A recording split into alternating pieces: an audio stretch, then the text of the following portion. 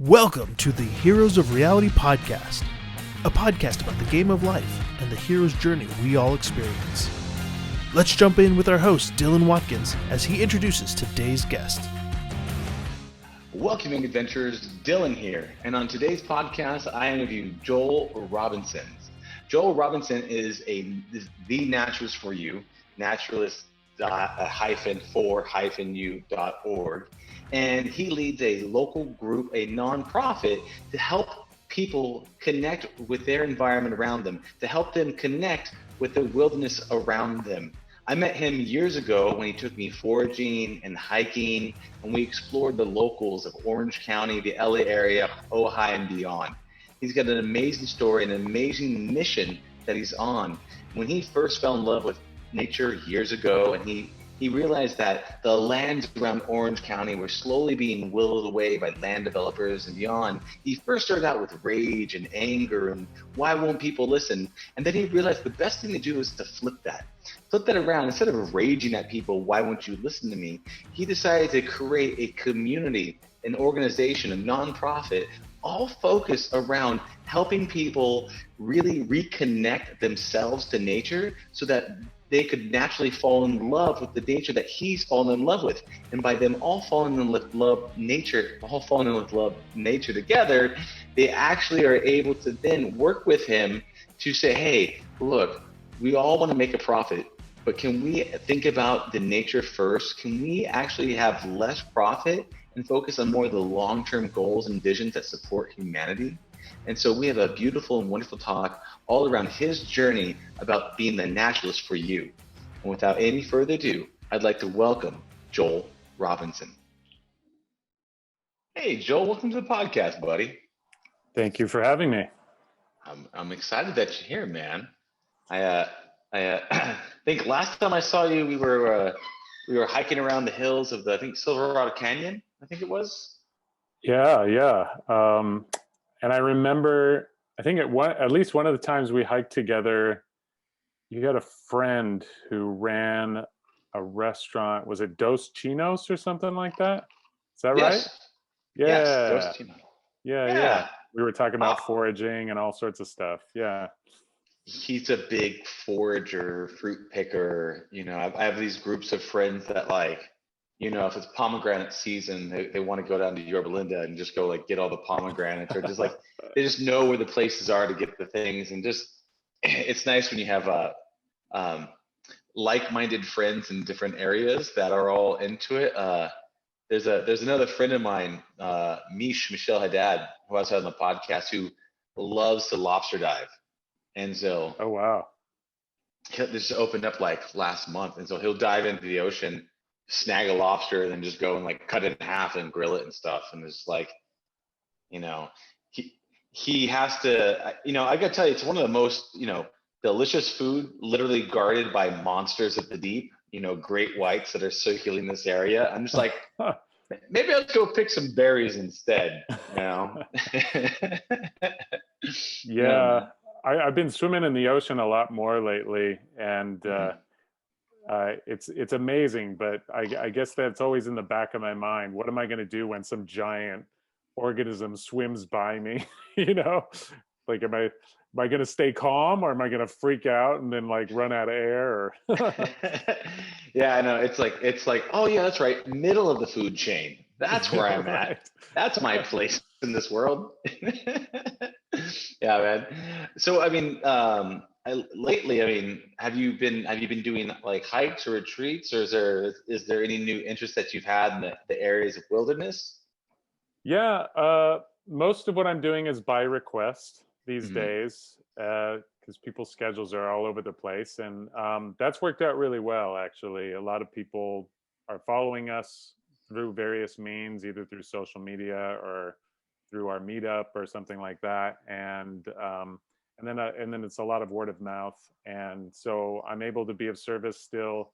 A few other volunteer naturalists that are part of our group pop up and do something every now and again based on what they're passionate about. So it's working out pretty well. The whole COVID pandemic thing really, as did everybody, knocked us down, and basically everything that we do became illegal just all of a sudden, so couldn't social gather, couldn't go to the parks because they were all closed. So unless you were a local and you could walk to the trail, that even then there was, it was pretty strict. So as things opened up again, which has been for a while now, it's been really great because people were stir crazy, everybody was stuck in their houses. A lot of people, I mean, not that people had to be, I mean, in Orange County especially, there's a lot of space. It's not like being in crowded streets of LA or New York City where my brother lives. So, we being able to go outside and if we can gather together, but a lot of people really restricted themselves, I think unnecessarily, and were just staying completely indoors, even though they didn't really have to. And so for all those people, I think it's been a real benefit for us to be there and take people out.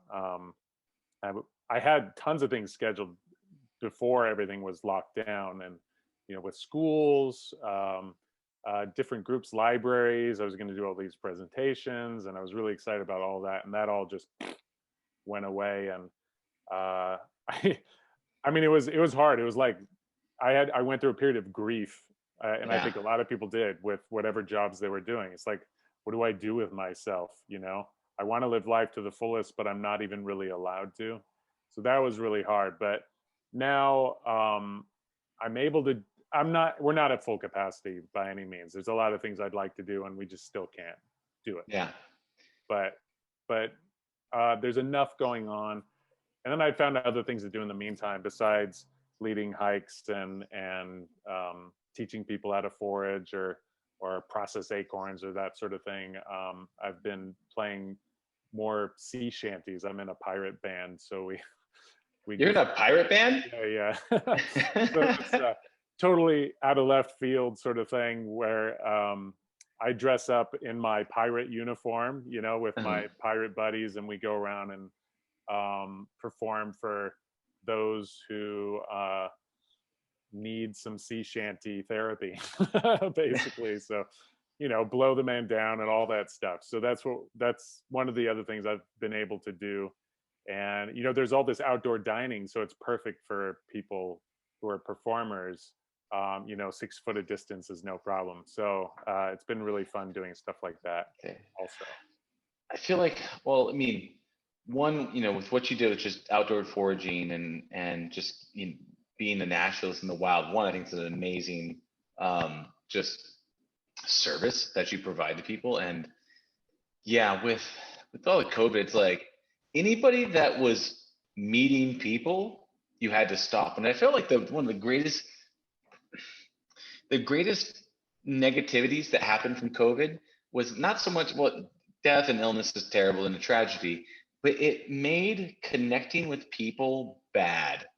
So like hugging and kissing and high-fiving and touching and smiling and joking and sharing drinks and food and anything that allowed us to connect, it was like, that's now bad. Everyone's bad. Stay in your own corner, separate. And that to me is it's like that insidious kind of destruction, right? Other than the ailments. I can totally relate to you.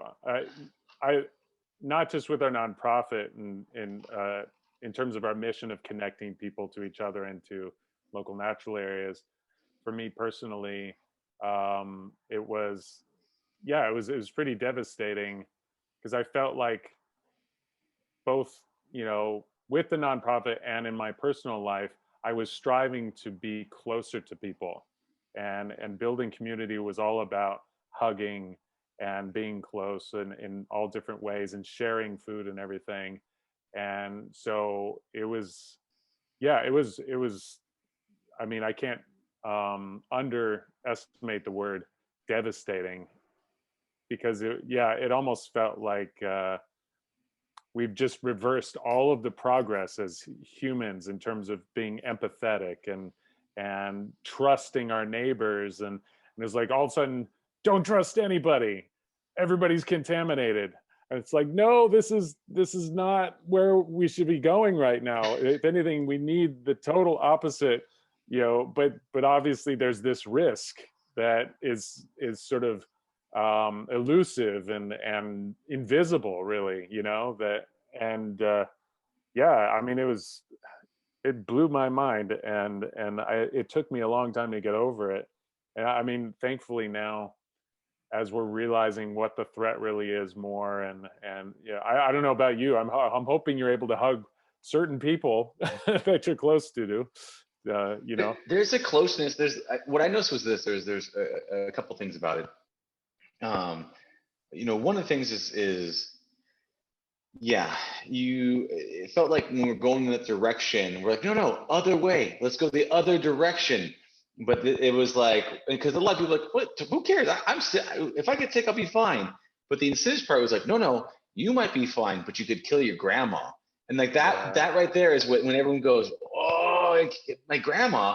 And then it stopped people from doing those things. And what I saw when we went to go see, one thing that dawned on me when we went to go see, there was like this really awesome blue tide thing going on, red tide, where you could see like the bioluminescence of the oceans, and it would roll in, and you'd see like the colors in the water at night. And we're like, this was right around the COVID time. We're like, you know what? It's nighttime. We're just a small group of friends. I'll tell you, we know we're all good. Let's just all go out together. And so we all went out together, and we went there thinking that no one was going to be there. And the beach was packed at night. And there's like these little pods of people. And I realized that's like, oh, everyone goes, you know what? My immediate people I care about close, as long as I travel in a small little herd with them, then we're all cool. Like they're like, we still have to the 4 people in my life, you've just got to be next to them. I saw that's how they now travel. It's like our outward circle all got shut down, and it was just like, who's your most immediate people in your life? And then those would be the people that you're like, you're cool, you're on the inside. That was my take. Oh yeah. I was probably in one of those pods on one of those nights. Our timing was off. I knew about it, and the smell was coming from the ocean, and so I planned it out with brother and sister-in-law and their kids, and my wife and daughter, and we went down, and my mom, to Corona del Mar. But it was just like, all we did was have a nice time at the beach with lots of other pods of people. Didn't see the shimmering in the water, which I've never seen to this day, but it was exactly what you're describing. And if I didn't have that, I think I would shrivel up and die. I think humans just need at least some contact with somebody, or we just can't really function, Yeah, you think about even prison. The worst thing that you could do in prison is social isolation, solitary. And it's like you're around murder and rapists and just all types of criminals. And the worst thing you could do is just remove them from other criminals, because you need that connection so much. It's just it's a piece of us where we it's like water or air or something. Oh yeah. Here's my question for you. You mentioned surgery. I'd like to go back to it. Is you talked about your mission with the Naturalist nonprofit. Yeah. Can you, because I'm not entirely sure on that. Could you kind of tell me what your mission is with Sure. So the short version of it is connecting everyone to local wilderness. And wilderness is an idea that, sort of a romantic idea that popped up in the late 19th century, early 20th century. I think it was really perpetuated then. And I don't know necessarily even buy into the concept myself anymore. But when I first started the nonprofit in 2006, it was a nice way to encapsulate things. People think of when they connect with nature, quote unquote nature, they feel like they're going into this wild place. Typically they're visiting this area that's not managed the way our human communities are in our neighborhoods and the urban and suburban, sort of matrix. And so I tried to sum it up real well with basically, we as naturalists are liaisons between humans and the ecosystem. And so we can help people cultivate a relationship with their surrounding environment, whether it's plants or animals or, big picture, small picture stuff, using their observational skills, using their 5 senses. And so I thought that mission really encapsulated that, connecting everyone to local wilderness. But now wilderness, for me, doesn't really make sense anymore, but I still keep the mission. And I guess at some point we can reassess and change it. People still understand what it means, but I consider everything natural and everything wilderness at this point, and I don't see the separation anymore. And especially studying ecology, there is no separation. No matter where you are, inside, outside, in the countryside, in the middle of the city, there are processes, natural processes going on, living things interacting with their environment. And so taking that idea, Mhm. that's really where we're at in terms of our nonprofit. Basically, no matter where you are at any given time, you don't have to be on a hiking trail in a national forest. You can be in your own backyard. You could be in your house. And just instead of taking this sort of conditioned look at everything, where it's more about what you've learned and what people have told you, you're actually putting all that aside and being mindful. Mindfulness, real buzzword these days. Mindful of your surroundings and actually letting the information come in using your eyes and your ears and your nose and your mouth and everything, touching everything, and that in turn, I mean, it's amazing. It could also be called consciousness. Where uh, you realize that there's all this amazing stuff happening at any given time.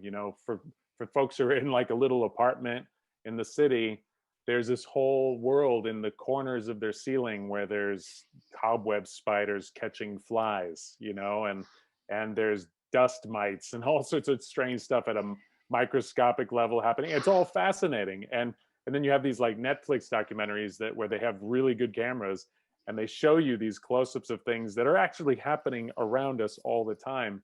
And thanks to them, which basically, these filmmakers are like naturalists too, they're introducing us to things that, wait a second, we live in this world. It's amazing. I don't even necessarily have to drive anywhere to appreciate it. And so if I'm doing my job right, if our nonprofit and all us volunteers are doing our jobs right, we're basically uh, just becoming a trustworthy guide, somebody to facilitate these memorable experiences where everybody is open to the world and they're using their senses and they're stimulating themselves and they're using their minds. They're trying to problem solve. A lot of times when we're walking on a trail, in a quote unquote natural area, like where we were at Black Star Canyon or Silverado, somebody will go, "What is that? Like I heard something over there, or I smell something, or wait a second, I've seen that plant before on other trails. Can you tell me what it is?" And so I'll basically, instead of go, "Oh, that's a da da da da da, that's the Latin name. It's used for this purpose, or this animal appreciates it for its nesting, whatever." I could take that approach, and a lot of tours are that's how they go, and a lot of the information goes in one ear and out the other. But instead, that person on our group is attracted to this thing, then we all come in like, "Oh, where, what are you talking about?" And then we'll all gather over there and say it's a particular plant with red berries on it. And so we'll go in close, and they're like, "Yeah, so Joel, what is this?" And I'm like, "Well, what do you think it is?" "Well, uh I don't know, that's why I'm asking you." "Well, can you describe it to me?" And I'm trying, every time they ask me a question, I come back with another question, just basically hoping that they'll put aside their conditioning and actually pay attention to what's there. And it's funny, a lot of times, even if they don't have a label for the plant, they actually know more than they're giving themselves credit for. And then they also are now cultivating a relationship with that organism. How does it smell? What do the leaves feel like? How big are those berries? Is it just red, like fire truck red, or is it another shade of red? And I just keep asking these questions until they're getting more and more in depth with their descriptions and they're interacting with the plant. And then maybe some animal appears from inside and they're like, "Whoa, I didn't know that was there. Oh, wait, it was just there the whole time nesting," and then something else eats a berry and like, "Whoa, if they can eat it, can I eat it?" And so this whole story emerges, and all of a sudden, what could have been a 2-minute oration becomes a 10, 15, 20, 30-minute experience all around one plant or whatever is happening in front of us. And then by the end, they've worked so hard in appreciating that thing that, basically they have a takeaway now. The gift of observation they have, and then they've shared it with all these other people. And then I can provide a little bit of help with labels and things like that, of course. And then that way, it's just like getting to know a person. You find out more about them, and then the name sticks. It's like if you're introduced to a ton of people all at once, good luck trying to remember their names. But if you know a detail about every single one, oh, that guy laughs in a certain way, and this guy is really good at drawing, and this woman, she is a musician, and oh wait, the musician, she plays the flute. Oh, that's Mary. I know Mary, so they can use their own mind to, the next time they see that plant with their friends, they go, hey guys, come over here. I learned all this cool stuff about this plant. It's almost like, this is my friend, Toyon or Sagebrush or whatever the plant is. Come on over. I want to introduce you to my plant friend, that's what we're doing. I hope that wasn't too much of a That was great. Yeah. It was great. It made a lot of sense. There's a lot to unpack in that. But just some things I just want to kind of acknowledge as we're going through this is part of the things that we come from is like, as we've created more technology, right? The technology has made our lives easier, quicker, but doesn't necessarily has made it more enriching, right? And so there's kind of this thing like, oh, I don't have the answer, Google it, right? Or just look it up. Or I mean, right now I think there is a Google app that you can look over a plant and it'll just tell you the name of it and what it is and stuff. But it doesn't mean that it will stick. It's like reading the bio on a person versus actually naturally having a conversation with someone like we're doing right now. We're going back and forth. We're getting to know each other. We're talking about these conversations. We're going deep. We're finding these stories, right? Where you could rattle off a list of characteristics about you or me, and you're like, okay, there's no emotion to it. There's no connection to it. There's no experience that really allows that enriches the moment, right? And there's stories in everything. You're talking about the cobwebs with the spiders. There's stories inside there. There's the little micro universes, and whatever you focus on. I mean, you could be in a hot air balloon, for example, looking down on the Earth, and you could be looking at that story. You could drill down to the smallest little microcosm, right, and then just see that story. There's a lot of what you're talking about. It's the only adding the information as you're uncovering the pieces of the story of how this one element, this one organism, this one creature fits into the whole, because the story about the situation is what makes it meaningful, right? And that's one of the things I found to be really cool about what you're talking about is you're not just saying, you're not the walking, talking Google book, right? Where you're just like, this is this thing, this is this thing, this is this thing. They'd be like, oh, thank you, and then just goes like, it's like almost meaningless. You're like, it's like, but by stretching out that answer and by working for it, like we know that effort creates meaning. So I love the fact you're talking about reconnecting basically human to the present moment in their environment. And so that sounds a bit of, I do feel like there is a difference between studying the asphalt in a sidewalk, which there could be life there and things like that, versus getting completely in a non-man-made environment and then just looking at all the life, because we have a tendency to kind of sterilize and carve over and like uniform. Like you look at the cornfields, right? It's like one corn. Almost until a couple of years ago that I realized that corn didn't all come in yellow. Like that was new information to me. And I saw someone like looking, I was like, wow. And it's like, oh, that's right. Like, but we've been conditioned that there's one way to grow things, there's one way to eat things, there's one way to do things, versus not really. There's that connections you can have with your environment and the stories that unfold finds that there's so many different ways to get to know someone or get to know your environment. And that's really, really cool.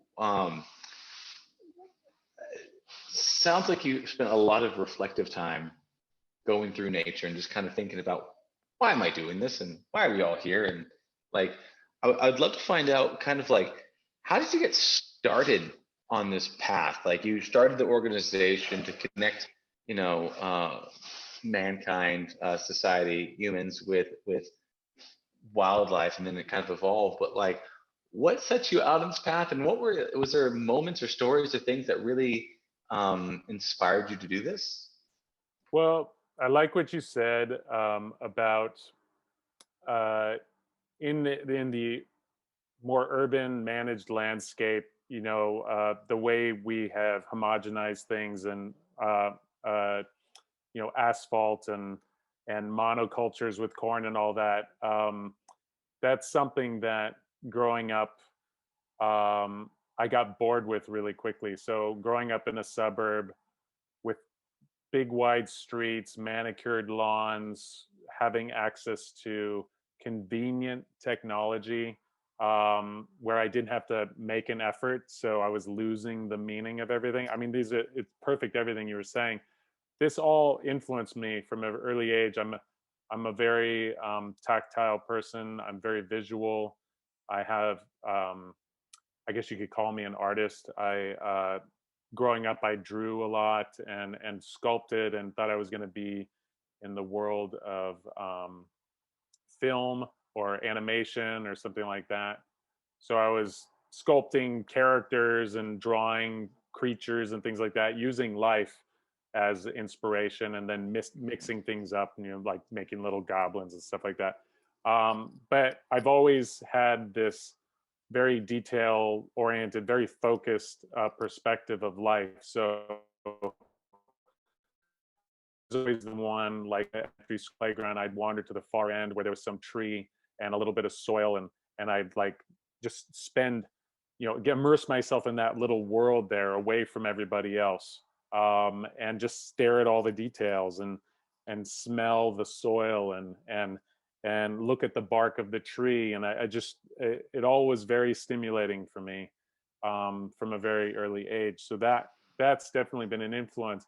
But it also and then my family would take us on trips. We'd go camping and things like that, and that was just like overload, because being in a suburb, it's only so stimulating. The diversity of organisms is less, like you said, and things have been Yeah. cleared, and pesticides and herbicides and just like paving over everything has made things more predictable and less exciting. And so then we'd go like to Yosemite or something like that, or some more local place. I was in Scouts for a while.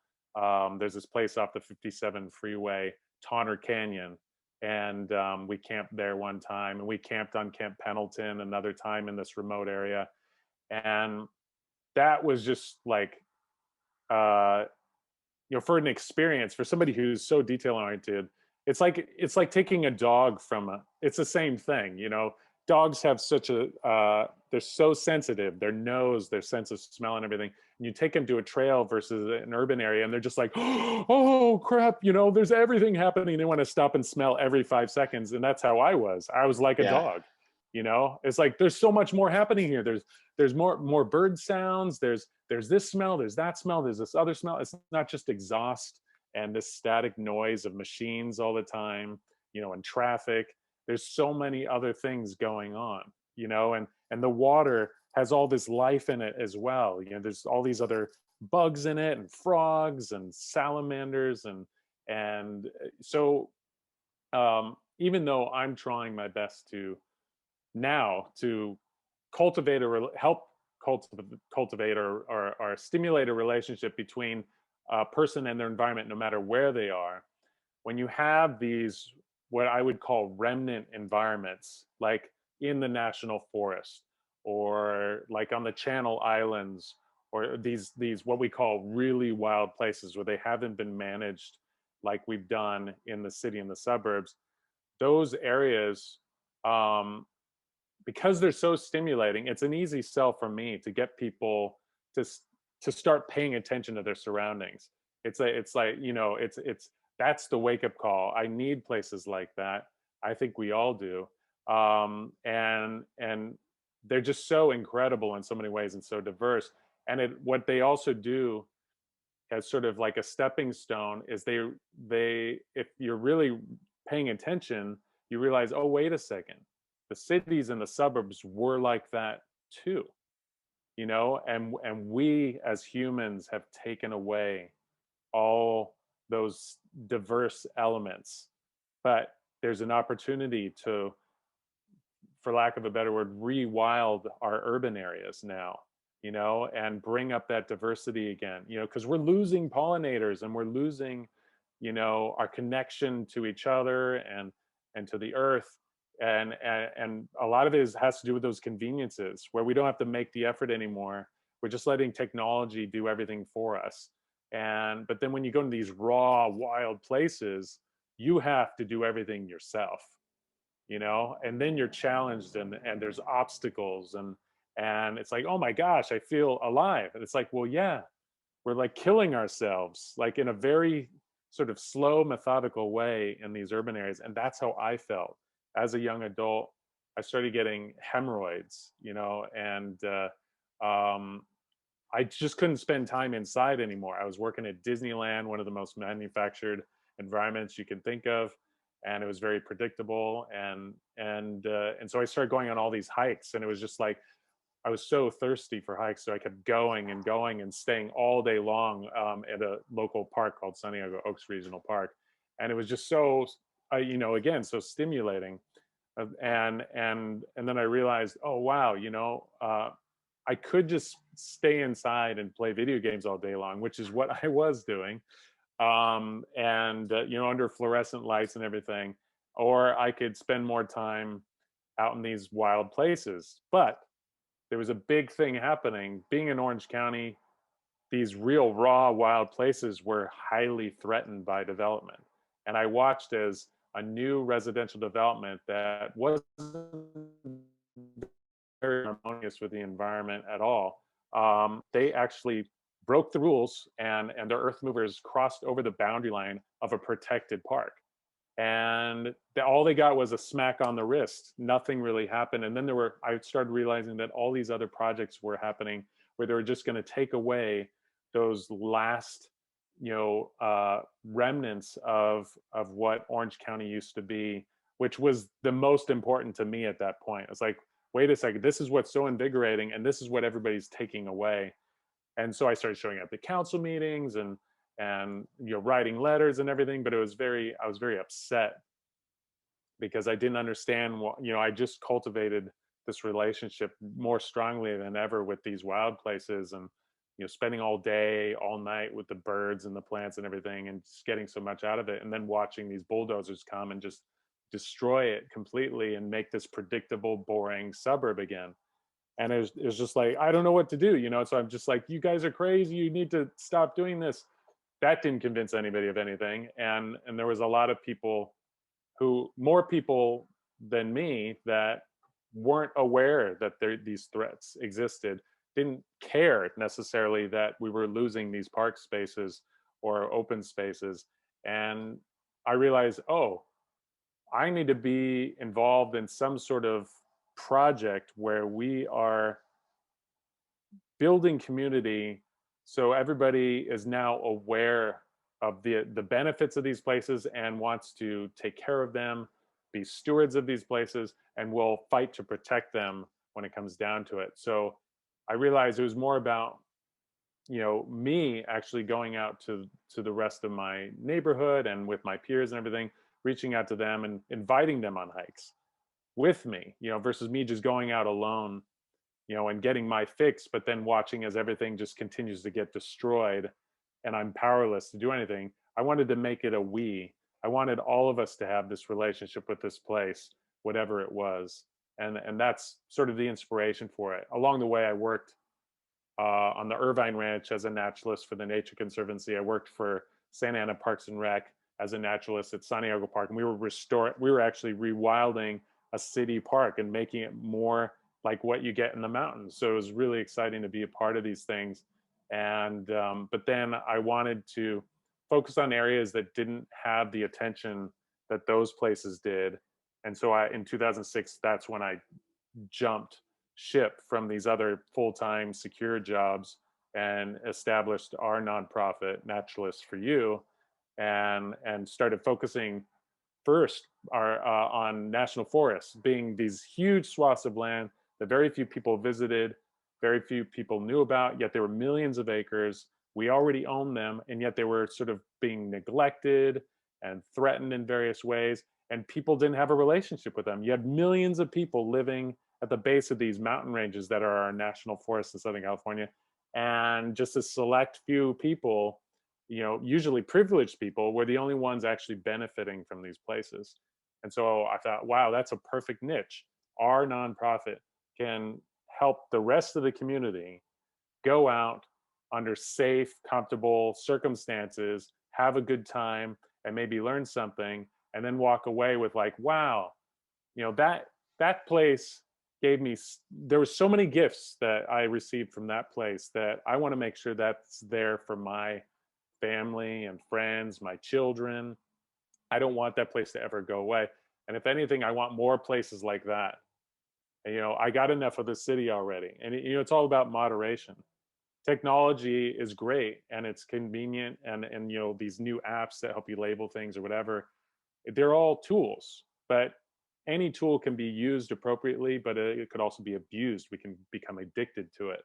I think that's where we're walking this line right now. It's like, oh, are we spending too much time on our phones? Or these phones are great and they do all these other things, but I think we're still very relevant as humans with this job of being a liaison between the urban mindset and being out and connected to nature. Yeah, I mean, I think what inspired me was this conflict, this challenge, and the disconnect that a lot of people had, and I all of a sudden was having, and my connection was becoming deeper while everybody else's was becoming shallower, basically. That's super interesting, and it's so funny. I've known you for so long, and I actually didn't know the genesis of like how everything came about. And that's really what I really like about is that I have a lot of friends, and I have a lot of friends in the space that want to do good. They want to have an impact. Some of them go about it a way that is impactful, and sometimes they go about it the other way, where they become a victim of their own anger, and they become a victim of the inability to communicate really the value of what they are offering to people. And so what I mean by that is the fact that we see something going on, right? We get deeply emotionally connected to a cause, right? And we want to rally people for help. And everybody wants to buy, but nobody wants to be sold. So if you're just sitting there just yelling at people, you don't understand, you should love it more, I can't believe you don't like this, appreciate it, all that does is just push people away, because you're so angry about the fact that why don't people understand. And it's not coming, like, people aren't attracted to hate, people are attracted to love, right? And having that mindset to go from, okay, wait, I'm really upset with these people because they're destroying something I love. I could spread hate about these people, which maybe gets some people on your side who are other hateful people, or you can inspire people to love the things that you love, and love to defend something you love versus like against hate is so much more powerful, because you have this natural desire to get closer with it, to protect it, to become one with it, to create deeper connections with it. And if you're just exposing more people, if more people, instead of them hating land developers or hating whatever it might be, they just deeply, deeply love nature and respected it intimately, then you would have your own natural calling to come out and defend it when the need comes and the rise comes. So I love the fact that you flipped that you first went down one path. You're like, I could do so much by myself, and I could scream and yell at people by myself, or I could inspire other people to love the things that I love, and that's the natural byproduct. And I think that's super cool that you recognize that and you flipped it, and then you started, not only doing it officially a part of, these rewildings of these cities and these just national parks, but also to inspire other people in the path, to have them, learn to forge and gather and connect and reconnect. And I, being a technologist, I am someone who builds technology, and that's what I do. I've always technology is just a magnification of the human's intent, right? Do I use it to numb and sedate myself away from everything, or do I use it to call my grandma and say I love her? Do I use it as a form, as connection? So I always look at the greatest purpose that technology can serve is to reconnect humanity. If you look at like the internet and the cell phone and the airplane, all these things bring people together, right? But it can also be used to veg out on social media, not really engage with people, but just lurk around to see what everyone else is doing, right? And so I love the fact that you went about that, and you kind of your first real calling was like to protect the thing you love, which I thought was like super cool. Along this path, let me ask you a question. How do you, like, as you're going along this way, I mean, what have been some challenges that you've faced as you've gone through, like leveling up your skills in the areas of being a naturalist? What battles have you fought on the way? How have you been able to kind of armor up, against, all the, the toils that, this universe throws at you? Oh, that's a good question. Well, as it's, I didn't pick a profession that pays very well.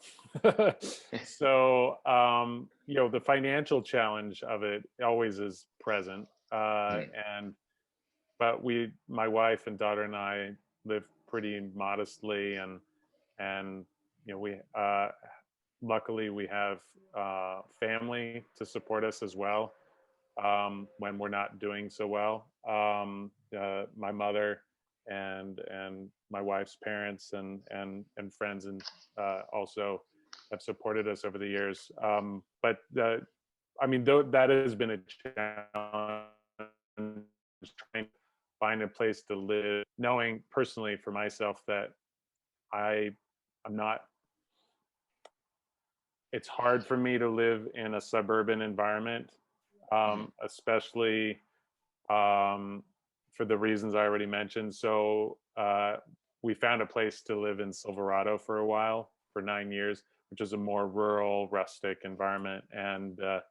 But then rent was raised, and so we had to move away from that. And so that was a really big challenge that I'm still grappling with. And I think it's hard for a lot of people. You find a place that you love to be and you feel comfortable there, and you always want to spend your time there, but things are fleeting, and the rug could be pulled out from under you. I mean, it's the same with everybody who has had what they thought was job security during the pandemic, and then layoffs. Thousands of a lot of our friends still work at Disneyland, or they did, but now Disneyland can't open. So so that's definitely been a challenge, but we've risen to meet that challenge fairly well. And it's just, what do you do? Humans are good at adapting. So, and trying to turn what would be perceived as a negative into a positive, into an opportunity. Being back at my mom's in East Orange, this 1970s tract home neighborhood, there's foraging opportunities here. There's a piece of open space nearby. And so I just started scheduling more experiences through our nonprofit where I currently am located. And wonderfully so, people were attracted to those experiences, or are attracted to those. I actually had started offering it's been 2 or 3 years now. My friend and I, one of our board members, Dan Spurgeon, and I started offering mindfulness meditation at that urban park, Santiago Park, where I used to work for the city of Santa Ana.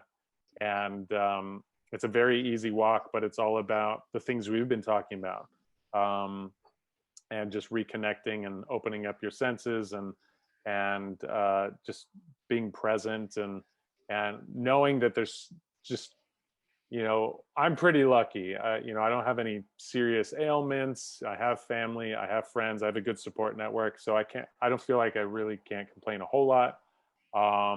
But I do nitpick because I do know what I want, but in any case, a lot of people have it a lot worse off than I do. And so I realized that when we offer these experiences through our nonprofit, that some people need this desperately. It's their like once a month therapy. So whether it's a mindfulness walk or it's just a regular nature hike, or it's some sort of workshop where they're learning how to process some forest food or something like that, or bird by ear where they're listening to the birds and identifying them based on how they sound. A lot of people who show up on our tours, they're not necessarily getting outside and doing anything the rest of the week or the rest of the month or sometimes the rest of the year. I've had people show up after not seeing them for an entire year, and I'm like, hey, how's it going? I haven't seen you in a while. Have you been hiking other places and exploring? And they're like, no, I literally haven't gone on the trail since I last saw you a year ago. And I need it desperately. I need it so bad. I'm unhealthy physically, mentally. My job is taking its toll. This is happening, that is happening. It's all stressing me out. I need this. And so as much as I'm having challenges, and it is definitely therapy for me to get out and just, be next to a tree and listen to the birds and the breeze through the, rustling the leaves and the creek flowing and burbling and all that. I mean, these things are just magical, and all your stress just drains from your body. It's really wonderful to be able to facilitate this same experience, not just for me, but for others, and watch as the stress drains from their bodies and all the challenges that they're facing in their lives aren't so much a challenge anymore. And they might even be able to see how to turn it into an opportunity like me.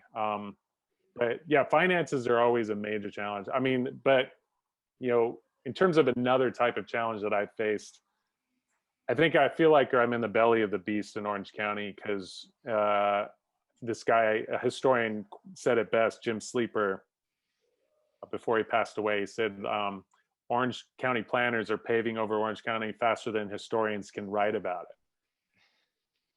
it. And that's been a constant challenge, watching things get erased everywhere to this day, and new projects on the books where each time, for whatever, I don't know, it's not always residential. It could be commercial. It could be whatever it is, but it's going to be an extreme modification of the landscape. And it's shocking to me and to our community who, been working so hard for so many years to reconnect as many people as possible to how beautiful and diverse this place is, that the projects are still not necessarily creative or open-minded enough to incorporate more of what we would call the natural environment into, and create a more harmonious sort of new development for the benefit of everyone. And so that's really hard. And we all have short lives, so I get really impatient. It's like, come on, guys, I know you want as much money as possible, as quickly as possible, and we don't know when we're going to pass away or whatever, but still, can't we work together and make this a better project for everyone versus get in and get out, And so that's a real big battle. And I don't really want it to be a battle. I feel like we're all on the same side, and I feel like just some people don't realize that they're shooting themselves in the foot, or binding themselves in the process. It's like, don't sell ourselves short. This place is too amazing. I mean, it's a paradise on earth. The climate's better than almost anywhere. You could pretty much go out naked on Christmas Day. It's usually warm. I mean, it's just like, and you got everything: mountains, the ocean, snow, every type of restaurant you could want in your life. Every type of person from every part of the world is here. And we're treating this place as if it's, not that special. And I'm not saying everybody is, but a lot of people, like the way we manage our land here, I think we take it for granted. It's like it's a lot of times I want to send people who've, multi-generational people who've lived here in Southern California, who are just used to the climate, and that like they don't go to the beach even though they live next to it, and they don't go for weeks or months or ever.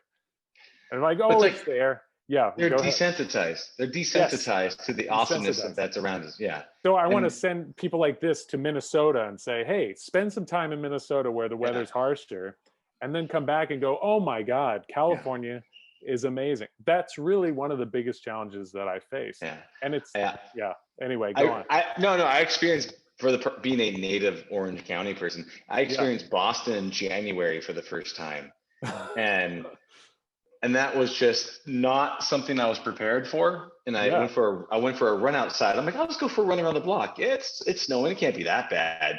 And I got like halfway. I was like, I might die. Like I may not make it back. And I was like, nowhere in Orange County will you ever face that kind of problem. And you're right. When it comes down to the thing about this capitalist society, because financial problems are with everyone. But some people, they have this like really short-sightedness when it comes to profit. And they're like, look, I'm going to maximize profit. It's someone else's job to be concerned with the ecosystem. It's someone else's responsibility. And they're going to say they're going to try to take as much as they can without the consideration of, look, like if you take that piece of plastic and you throw it into the ocean, it's like you are contributing to the negative aspects, right? And it's like there isn't this entrepreneurial humanitarian plus kind of thing going on where you say, okay, yes, I want to make money and I want to benefit society at the same time. Maybe if I just don't take every profit humanly possible, like maybe if I don't shove 1,000 chickens in a box to get them all the crap out eggs, and they could actually live a healthier life, maybe the chickens could be happy and we could be happy and everyone can live happy. But it's such a short-sighted, like I'm starving. Even if they're not, they could be multi-millionaire like land, creators, land developers, and it's this game where the only thing that matters is how much money's in the bank, at the expense of destroying the society and not the society, the ecosystem around us. And so, but I do feel that people are slowly becoming more aware to a degree. Not everyone's doing it. It's not all at the same time. Like lights going on in the city at night, right? They'll pop on one at a time, and we still see those things. But I feel like people are slowly becoming more aware of just like, is it really worth it? Is it really necessary? You brought up something before when I asked you to be on this podcast. Something about an augmented reality application. I'd love to, because I feel like it ties in somehow, and I'd be more than happy to talk to you about it, my experience with augmented reality, and if anything, just like offer any advice or guidance or anything, or talk to you about how it works, and see if there's any way we can sort some things out. So, what was it that you had in mind about an augmented reality application? Can you describe it to me a little bit? Yeah. So I plan a lot of experiences that are connected to these natural and historical attractions. So it could be within a national forest, up some trail where there's a waterfall or something like that. But then a lot of times it's a more human influenced environment where I really can see this application working well. I'll take people to, say, the Mother Colony House in Anaheim, and it's one of the oldest houses in all of Orange County. And it's when Anaheim was founded, you had all these German immigrants coming here, and this is this master plan community where they had the largest vineyard in the world, which most people don't know that Anaheim, that's how it started, and they're producing millions of gallons of wine at its peak. But then this blight destroyed the vineyard, and then they had to adapt, and then they went into citrus and walnuts and other things, and never looked back, and that's how Anaheim began back in the mid to late 1800s. So I'm at at this place where they have the house and they have some grounds and everything like that. But a lot of times, I mean, I may schedule this once a month or once a year visiting that location. And this is just one example. There's little pockets of history like this everywhere, right? And some are well kept and some are in ruins, and some are much smaller than they used to be in terms of like the amount of land that used to be there. It's shrunk over time. It's now surrounded by something else or whatever. So you have this story, and you have some evidence of the story physically there. But then if I'm not leading a tour, if the local historical society isn't hosting some sort of event to connect the public to this place, then it's just this quiet sort of without a lot of context sort of anomaly in a world where that is much different now. Usually these historical landmarks don't really fit in, and they might be hidden within our urban matrix, the jungle or whatever. And so somebody might stumble across this place after hours, or sometimes they don't have anybody doing anything there ever. It's just a place that's been set aside, and that's it. And there's a plaque that you can read, or there's a sign. And I'm not a fan of those sorts of museum experiences where you have to hold your hands behind your back. You're not allowed to touch anything. There's a lot of information posted on a wall. You go through the exhibit, and then that's it. It's not memorable to me. I don't even remember what I looked at. And so you go to a place like that, and it might be somewhat stimulating because it's different than everything else, and it represents some period in time. But I think what makes these places come alive is the story, and also visual stimulus, physical stimulus. And so, I'm a big fan of living history enactment. And so like going to a blacksmith shop, an old school blacksmith shop, and the guy's like talking about, yeah, this is how I do this, as he's, putting his hammer down and making sparks, and, and he's dressed in a certain period attire, so to have somebody like that telling a story and inviting you into the process, somebody who knows wine would potentially be, I'm a German immigrant from, from the old country, and I'm so excited to homestead here with my wife, and we're going to start our vineyards and da da da da da. So I love technology in that it, like you said, it brings people closer together, or can, and it brings the human back into the equation, even though it may seem like it doesn't if it's abused. This is an example where it would be so cool to just hire actors, those passionate about history ideally, but anybody who's willing to portray a historical figure from a certain period of time, give them a little money, or maybe, well, not a little, but I mean, talking about putting money into things that we believe in. I mean, there's an opportunity to pay people what they're worth. They learn about the history, they learn a script, they dress in authentic period attire, and they have, they almost interact with you. They even ask you questions. I mean, this is all, videoed or whatever, but then this whole other element for all those who love spending time on computers, doing computer modeling and everything, and using bits of life and manipulating it. Say there used to be this giant vineyard, or say there used to be this other building there that doesn't exist anymore. Say, this castle is in ruins, and nobody, but researchers have figured out exactly what it used to look like.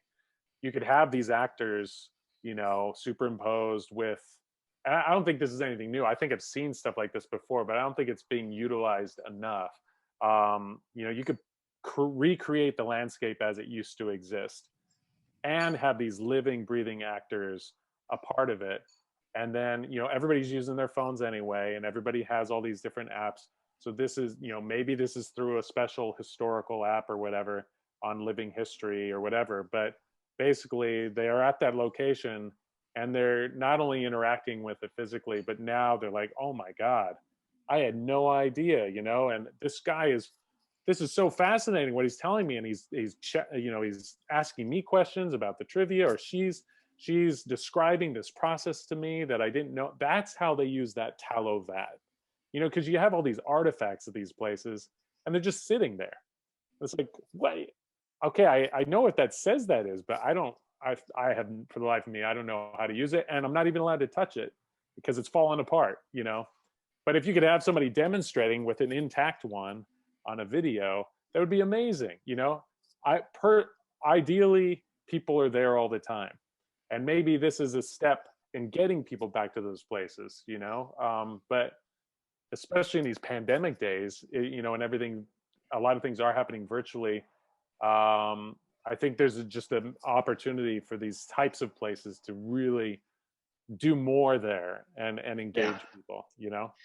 Yeah, I mean, so first of all, I mean, there's a ton of things you can do. My mind being on the technical side of things, all that is super doable. And they even have like, for what you're talking about, I mean, you need like a QR code, like those little dot thingies that you Right. put phone and it like brings you to a thing. There's online web applications that if you had the videos, if you had the input, I mean, you could just go around, you know, laminating QR codes around the city. And then if you just aggregated those videos, you can say when someone pulls up their cue card in here, then show the video. Those things are very doable, and they're not highly technical on things. The the human labor of getting like a blacksmith to go and do it and create it and stuff like that. I mean, you know, it's that, because that's the richness of it, the richness of that storytelling, of that immersion of because we learn the best by saying, hey, here's who I am. Let me show you this thing. This is how I do this thing. Like that is where we go, oh, Yeah. Reading words is it works, but it's not nearly as impactful as seeing another human do it, especially if there was answers where you could do things. I mean, I mean, I've made augmented reality business cards where, you know, it's like, hey, what do you want to learn about? And you hit a button and it opens up a new thing, you know. But the biggest intensity was going and filming and doing and aggregating all the content and then building it all out. But I would imagine that there has to be like either historical societies or like the part of the city or people like that want to keep those memories alive, that would be willing to support in some way, shape, and form, whether it's creating the content or whatever it might be to get those things out there. But it'd be cool to have those, like, I think of it almost like a citywide scavenger hunt. You know, you go around and you're just like, oh, cool. And then, like, you know, there's like a little riddle on how you get to the next spot or whatever. And you got to go Pokemon Go over that area. And then you like exactly. Yeah. Well, and you know, one of the reasons I even thought of the idea was I was watching people go to these really unique places for Pokemon Go, but they were still completely disconnected to the place because all that they were learning about was Pokemon stuff. Yeah. And I was like, oh man, if there was even a Pokemon, a version of Pokemon where it actually elaborated on the local history, that would be awesome. I mean, you know, kill two birds with one stone sort of thing, you know? So yeah, and that Pokemon Go it sounds like is like, well, those types of things exist, but like, I mean, we do lose our history so much by not keeping those traditions alive, moving those things along. I my own company, we made kind of like a Pokemon Go thing, much smaller, much less, but it was for Star Wars, where like the Dole Bananas, like, you know, that little sticker on the Dole Bananas as a little Chiquita thing. Instead of that, it was like a C-3PO or Chewbacca or whatever it was, and people would scan it, and then they'd find out healthy recipes that they could make with their family. Again, taking that same mechanism of scavenger hunt, but but then unlock healthy recipes that you can make with your family, right? And it's, again, that kind of stuff. But you know, the big effort comes into like making the content and stuff like that. So that's I would imagine though, like some cities or someone, historical society or somebody would be willing to like create a lot of the content, because the actual application is not super technical, especially if you just want to be like show a video, do a thing. But it's very enriching.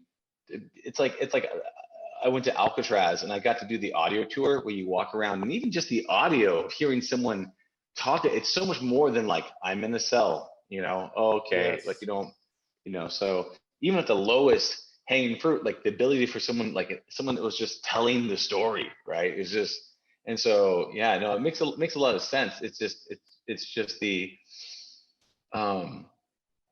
act of setting up all the pieces, as you know, getting that engine to turn over, getting everyone to support. Hey, come out, let's do a shoot. It takes human energy and enthusiasm. But I think there's absolutely a need for that. And yeah, I think it's beautiful. So it's totally doable. And yeah, so I mean, I'm more than happy to chat more about it and point you in some directions and be like, hey, here's the easiest way to get these things done. Yeah. But but I could totally see something like that as it's just, don't forget our heritage. I know a friend of mine who's a survival friend. He was like trying to document all these like tribes that were disappearing, and because they were disappearing, he was just trying to like document what they had.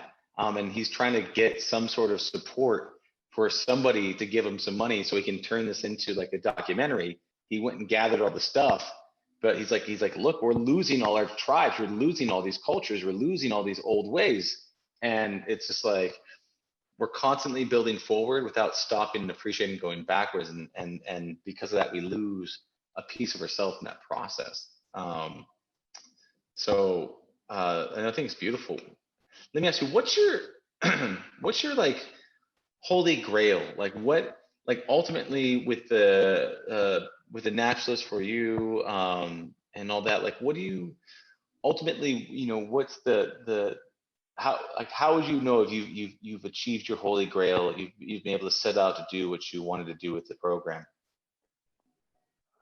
Well, in a lot of ways, I'm already seeing success. I'm benefiting from all the effort of doing.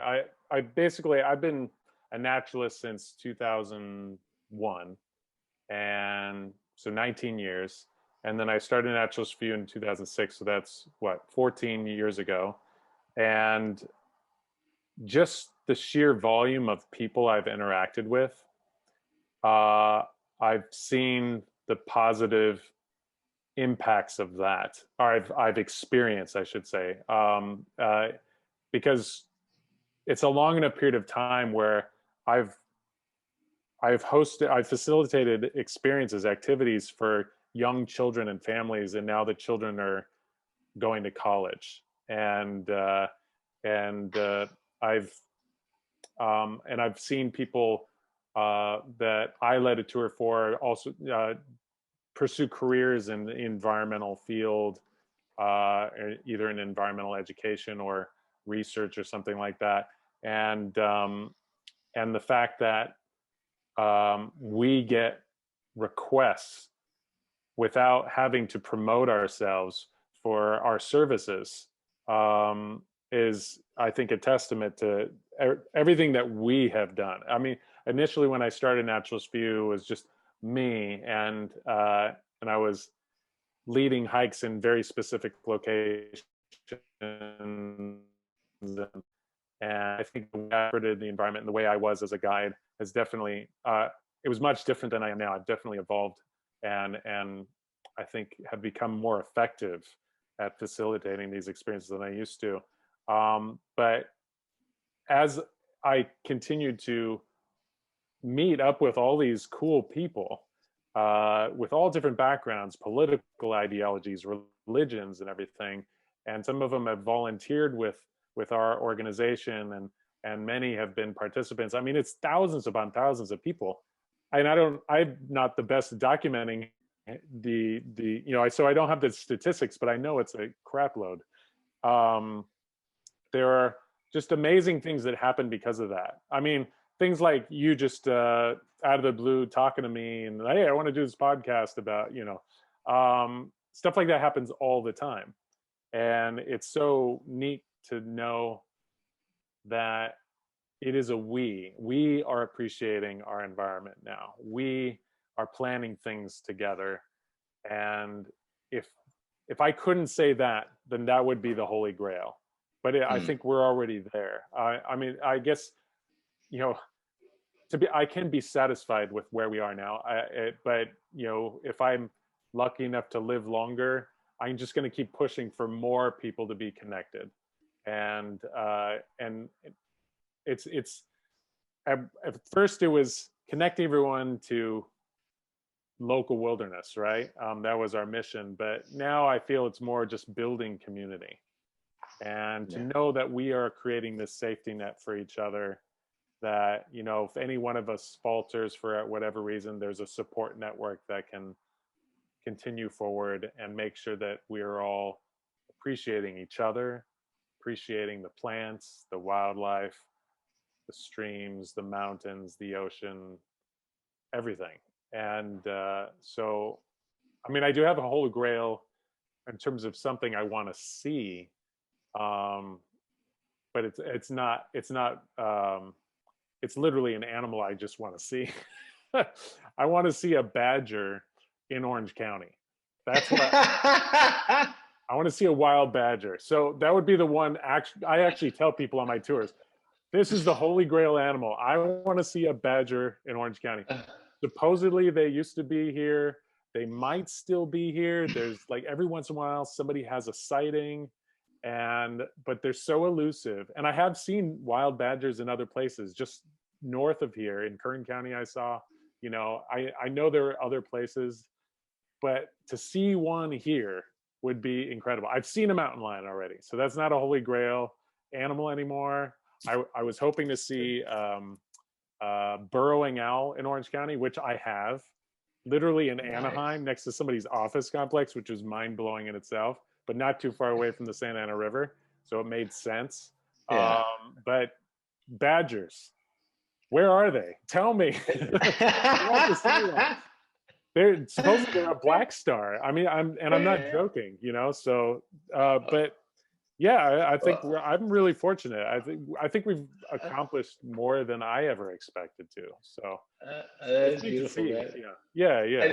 I was not expecting that as an answer. As other answers, but not that one, which was wonderful and beautiful. And yeah, yeah, you had an impact on me, and I shared you with my friends, and so forth and so on. And it's just it ripples out. And yes. I think it's beautiful. If people want to get a hold of you, if they want to reach out with you, if they want to book you for a private tour, maybe help you go find this elusive badger in Orange County, how do they get a hold of you? Well, we have an old-fashioned website, and that is www.naturalist-for-you.org. So that's naturalist for you with hyphens in between the words .org. My phone number, my email is on there. But for all those social media savvy people, we're on Facebook, we're on Instagram, we're on Twitter, and you can always message us that way. But I like the old school using a phone sort of way. And basically, like I was saying at the beginning of this, a lot of what we do is by request. And I've been around, and so have a lot of our other naturalists, and we're all very passionate about plants and birds and bugs and foraging and survival skills and indigenous cultures and all of that. And it's so rich here, just in Southern California, that you can learn a little bit about those things and see almost every type of environment here. But we need you, the public, to contact us somehow and say, hey, I want to go out on this weekend or on this weekday with my friends or my coworkers, and I want to see a waterfall, or I want to learn about birds, or I want to learn what the indigenous people ate at this time of year, or I want to, I just want to learn everything. But I've never been on the trails, or I've never been to this location. I need somebody who knows, and that's what we're there for. So we're here to service the public, usually by request. Sometimes I schedule things based on what I want to do and put it on our public calendar. So you can find stuff like that on our website. Oh, meetup.com is the other way. And that's a real easy way to RSVP for things, to suggest locations or themes, or even reach out to some of our other naturalists. meetup.com. Just look up Naturalist for You, and that's free to join. So in any case, those are the ways to contact us. We're just waiting to do something with everybody, basically. Love it, Joel. Thank you so much for your time. I really appreciate being on this podcast. I appreciate all that you do and what you stand for. So thank you so much for this. And I look forward to seeing you on the trails, my friend. Thank you so much. And I want to see you on the trail too. That would be great. It's been too long. I know. We got to do it again soon. Thank you so much, brother. Have a beautiful day. Take care, Joel. Yeah, you too. Take care. Right. Bye. Bye. Thank you for listening to the Heroes of Reality podcast. Check out heroesofreality.com for more episodes. While you're there, you can also take the Heroes quiz to find out what kind of hero you are. Or, if you have a great story and want to be on the podcast, tell us why your hero's journey will inspire others. Thank you for listening. See you on the other side.